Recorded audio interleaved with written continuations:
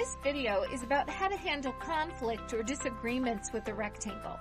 If you've watched our other videos about the strengths and challenges of the rectangle shape, you probably already get the drivers of their behavior. They're fear of failure dominant, but they also have fear of loss around time and making mistakes. So they need lots of free time to research their decisions in order to feel safe in the world.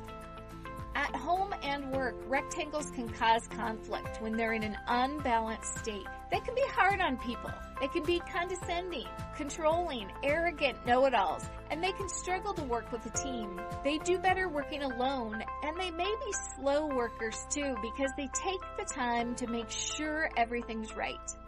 If you have a conflict with a rectangle, the first thing you're going to do is put on your listening hat and be prepared to ask lots of questions and listen to all their opinions on the subject. Give them space to share their frustrations about the problem and ask them for their ideas on a solution.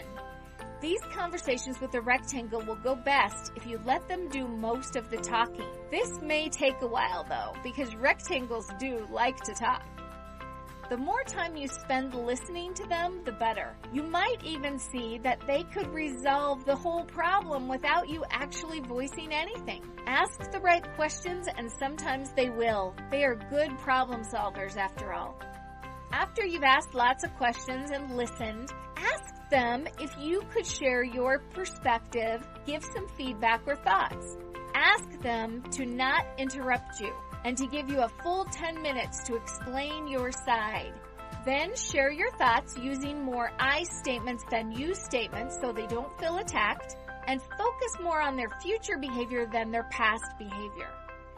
Ask for what you want to be different moving forward or next time that happens. Rectangles are logical, and if you have a good argument, they're usually open to improving. Unfortunately, lots of shapes in a deeply unbalanced state can become hard to deal with. Rectangles could get a little toxic if they feel taken from, mistreated, or overwhelmed. If a rectangle feels overwhelmed, overworked, or unappreciated, they could have a pretty impressive meltdown. If you're dealing with a rectangle in this state, let them vent and get it all out. They need a few minutes to be upset, but they won't usually stay there. They'll get it out, figure out a plan to get back on track, and before you know it, they'll be back to work.